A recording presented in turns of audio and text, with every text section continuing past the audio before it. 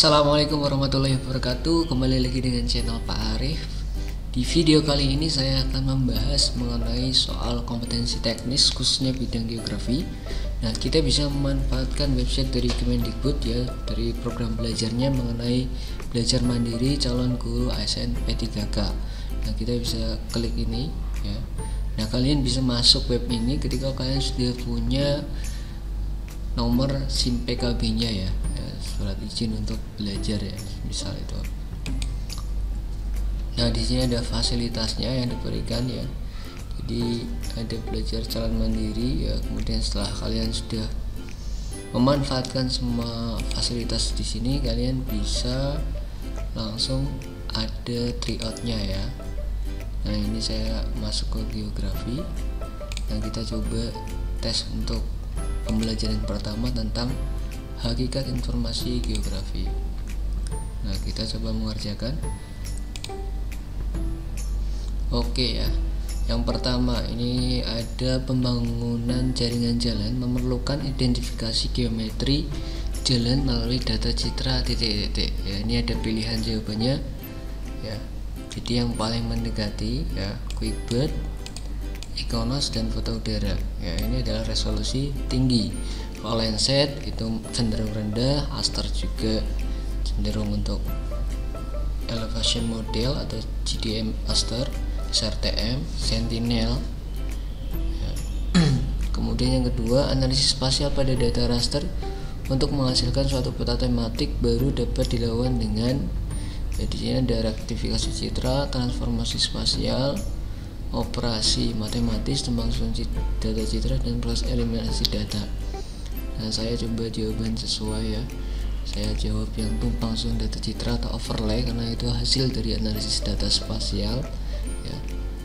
Kalau transformasi spasial itu lebih ke perubahan penggunaan lahan ya, misal lahan sawah misal diubah menjadi lahan perumahan, itu adalah transformasi spasial atau perubahan keruangan ya kalau menurut saya.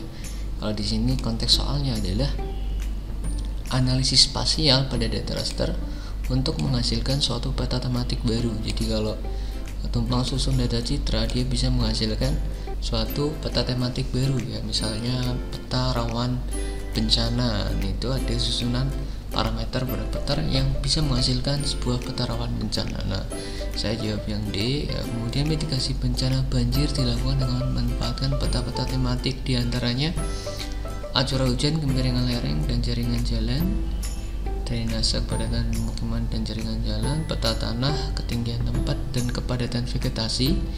D. Peta jaringan jalan, drainase, penggunaan lahan. E. Peta curah hujan, tanah dan kemiringan lereng. Nah, jadi parameter yang paling sesuai menurut hasil analisis saya adalah yang berpengaruh terhadap bencana banjir. Apa sih? Ya, jelas curah hujan ya. Kemudian ada tanah serta kemiringan lereng. Jadi jawabannya yang E.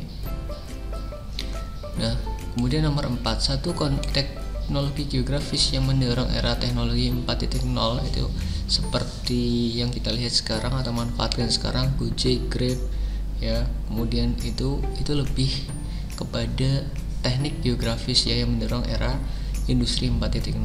Jadi apa sih yang termasuk teknologi geografis yang mendorong era 4.0 ya?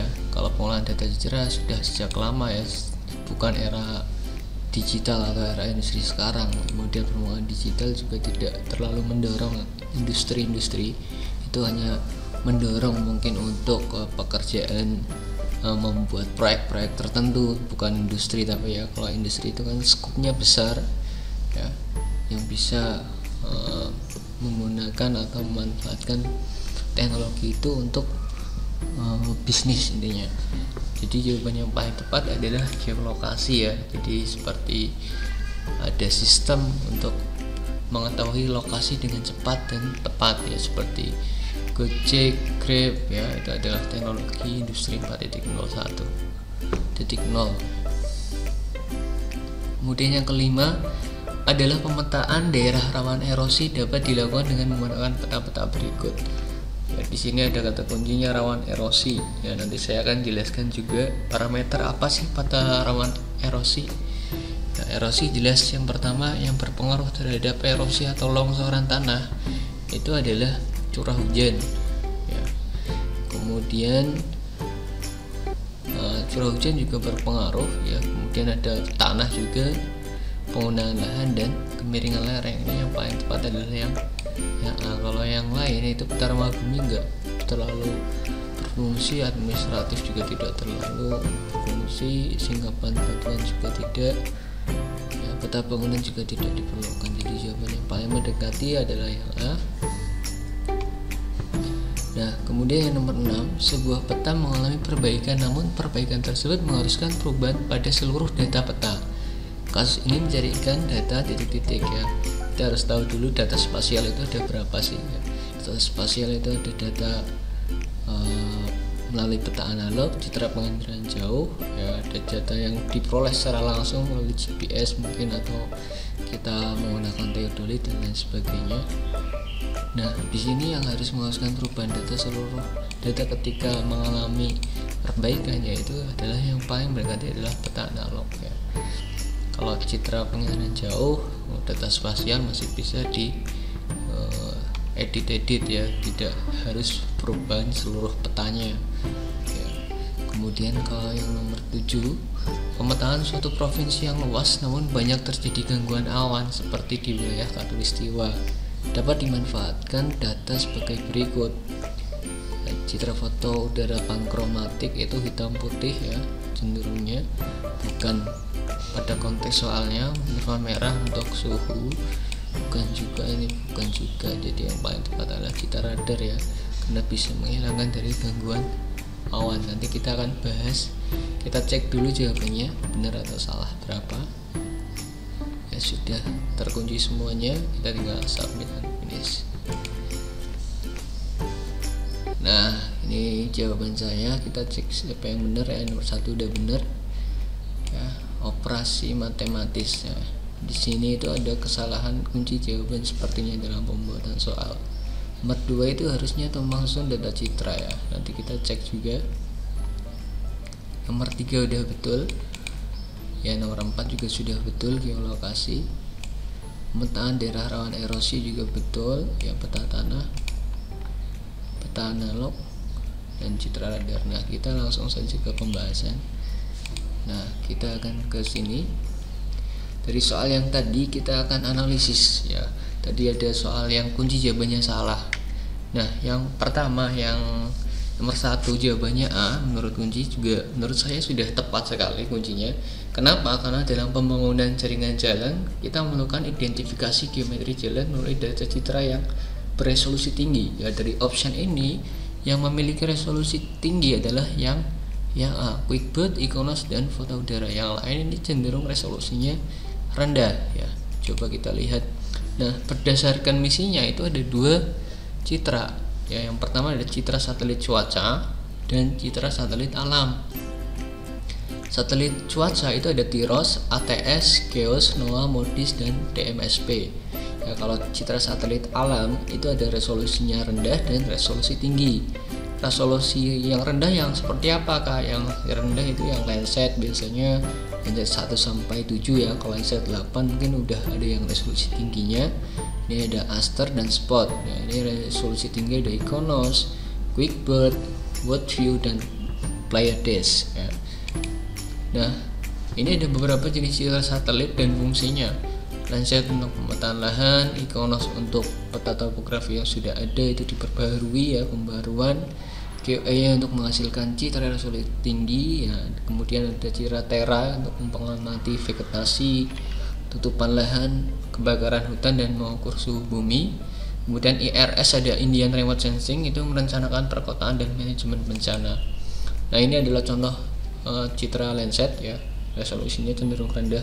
Ketika kita besarkan atau kita zoom, maka dia akan pecah. Makanya itu disebut resolusi yang rendah. Nah, ini spot yang sebelah kanan. Nah, ini adalah citra Sentinel ya. Citra Sentinel merupakan data citra satelit yang dapat diperoleh dengan tanpa biaya ya. Sentinel 2 merupakan citra dengan resolusi tinggi dengan SWAT yang lebar, revisi di lokasi yang sama setiap 10 hari. Jadi ini setiap 10 hari dia akan ganti terus di temporal, ada resolusi temporalnya juga ya. Ini ada B-nya, berapa B-nya. Nah ini ya, data Sentinel ini bisa kita download di earthexplorer.usgs ya, dan ini gratis, kalian bikin akunnya dulu ya. Kalau di sini ya, kalian bisa memanfaatkan citra gratisan ini. Nah ini adalah citra Aster. Itu untuk apa sih fungsinya? Ya, Aster itu untuk analisa land use atau penggunaan lahan, kemudian untuk memetakan distribusi vegetasi, kemudian monitoring suhu permukaan laut, monitoring hutan bakau, monitoring spektral terhadap mineral batuan. Nah ini adalah contohnya citra Aster. Nah, sebentar, ini ada suara apa ini? Ya, lanjut kita ke citra Aster ini tadi. Nah kemudian ada citra SRTM atau Shuttle Radar Topography Mission. Ini adalah sejenis citra, kalau SRTM atau DEM ya, Digital Elevation Model ya, biasanya ada tulisannya depannya di sini DEM SRTM, itu hampir sama dan memang sama ya, DEM SRTM. Ini fungsinya untuk apa sih sebenarnya ya? Kita bisa mengetahui topografi suatu wilayah dengan jelas ya, tingkat kekasaran dalam suatu topografi atau permukaan bumi. Nah, ini adalah satelit QuickBird dan Iconos. Yang sebelah ini adalah QuickBird, yang sebelah kanan adalah Iconos. Hampir sama, ini memiliki resolusi yang tinggi, artinya kita bisa melihat detail wilayah pada objek yang dipotret ya, ini ya.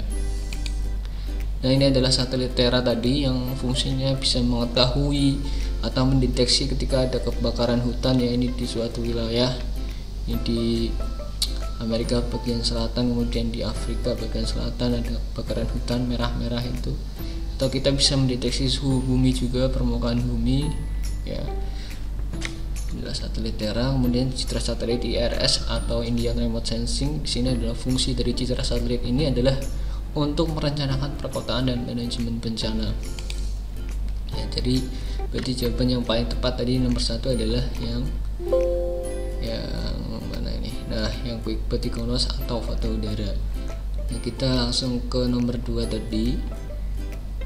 Nah, analisis spasial pada data raster untuk menghasilkan suatu peta tematik baru dapat dilakukan dengan jadi jawabannya kalau nggak salah operasi matematis ya. Ini dikunci jawabannya B atau transformasi spasial. Nah kalau kita kaji satu persatu, yang merupakan hasil dari analisis spasial adalah tumpang susun data citra atau overlay ya.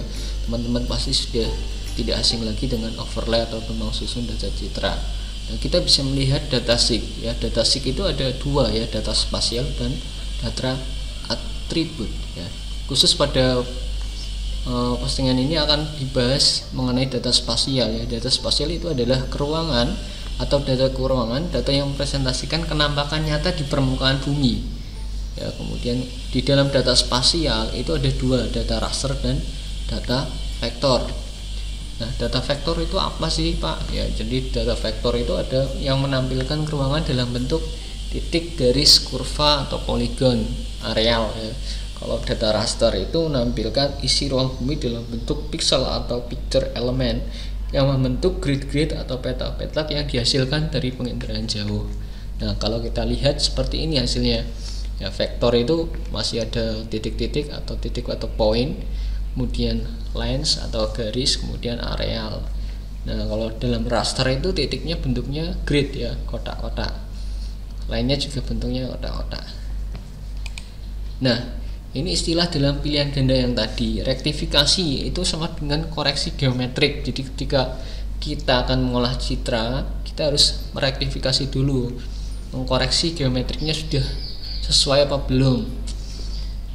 Kemudian yang kedua ada istilah transformasi spasial. Nah, kalau transformasi spasial itu adalah proses perubahan bentuk pemanfaatan lahan yang seperti saya bilang tadinya, lahan berupa area lahan kosong mungkin dimanfaatkan untuk jadi perumahan dan lain sebagainya. Itu adalah transformasi data spasial. Kalau operasi matematis itu kaitannya dengan hitungan atau angka ya. Kalau tumpang susun data citra itu nama lainnya juga overlay ya, yang terdapat dalam pengelolaan analisis data spasial. Kalau eliminasi data itu adalah proses menghilangkan atau mengeliminasi pada data yang tidak diperlukan dalam pembuatan peta atau pembuatan data spasial. Jadi yang paling tepat tadi jawabannya adalah tumpang susun data citra ya, atau yang D ini ya, jawabannya yang paling tepat. Nah ini ya yang tadi analisis data spasial ya. Analisis spasial dilakukan dengan menggunakan overlay yang kemudian menghasilkan peta baru. Hasil analisis ini adalah saya ambil dari Jurnal Teknologi Informasi Dinamik dari Universitas 11 Maret kalau nggak salah. Nah ini ada overlay ya, ini kan tadi yang menghasilkan peta baru, peta tematik baru. Ini ada data vektor sama data raster digabungkan jadinya seperti ini, itu adalah sistem overlay. Oke, kemudian kita lanjut di nomor 3 ya. Ini ada soal mitigasi bencana banjir dilakukan dengan memanfaatkan peta-peta tematik diantaranya titik-titik. Nah, ketika ada soal seperti ini ya, teman-teman lihat di option jawabannya ya. Ketika teman-teman nggak punya atau nggak paham tentang peta-peta parameter apa sih yang dijadikan sebagai peta tematik untuk mitigasi bencana banjir, nah teman-teman bisa mengkaji per optionnya. Ya misalnya yang A, peta curah hujan oke lah, kemiringan lereng bisa, tapi jaringan jalan ini buat apa? Berarti ini salah. Yang B juga peta drainase oke, peta kepadatan permukiman ini tidak terlalu berpengaruh, jaringan jalan juga tidak berpengaruh, ini bisa dikatakan bukan, kita eliminasi. Kemudian yang C, peta tanah ketinggian tempat kepadatan vegetasi ini buat apa nih yang kepadatan vegetasi? Kalau peta tanah kemungkinan oke lah bisa dijadikan parameter. Ketinggian tempat bisa jadi tapi bobotnya sangat rendah.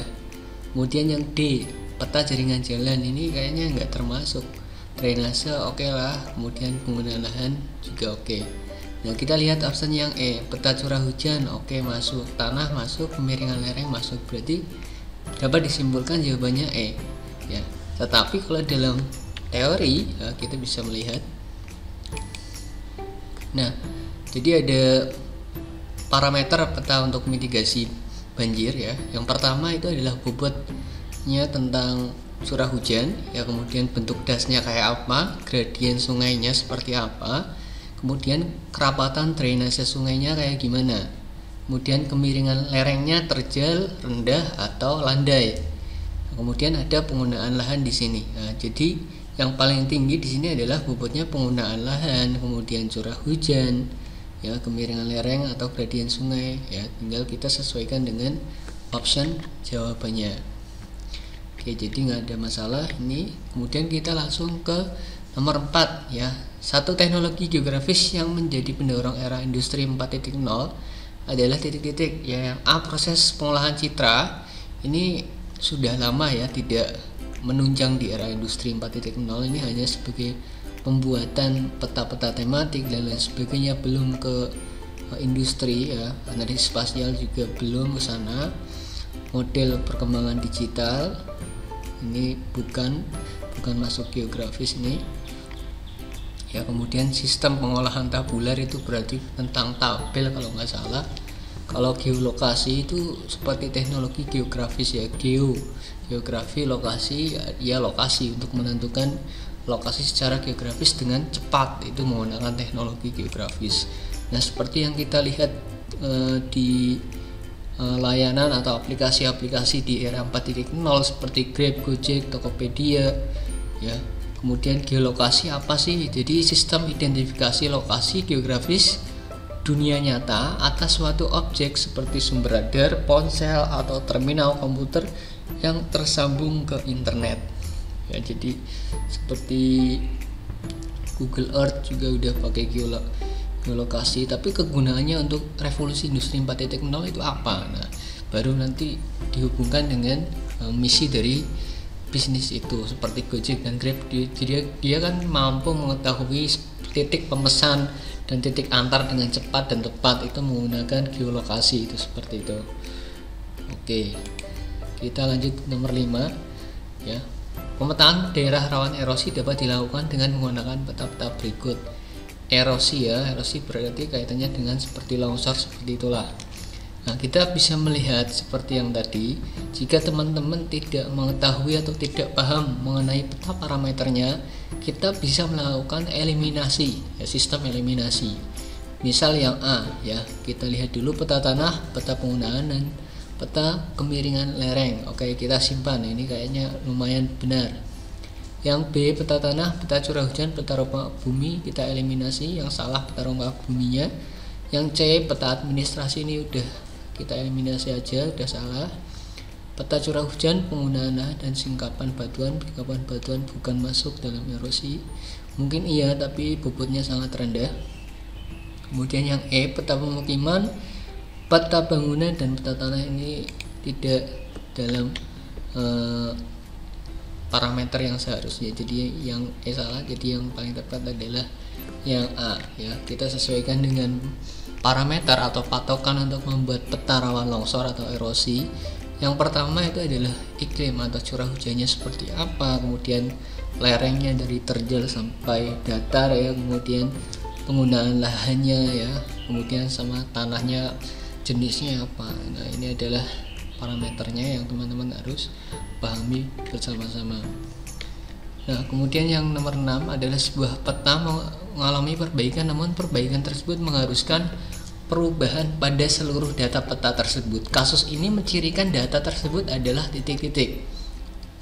Ya, teman-teman itu harus tahu dulu, ya, di dalam sumber data spasial itu ada 4. Peta analog itu berupa peta topografi, peta tanah, dan lain sebagainya. Data penginderaan jauh itu citra satelit, foto udara, dan sebagainya. Kemudian data hasil pengukuran lapangan itu bisa pakai teodolit atau kita ke lapangan langsung menggunakan meteran dan lain sebagainya.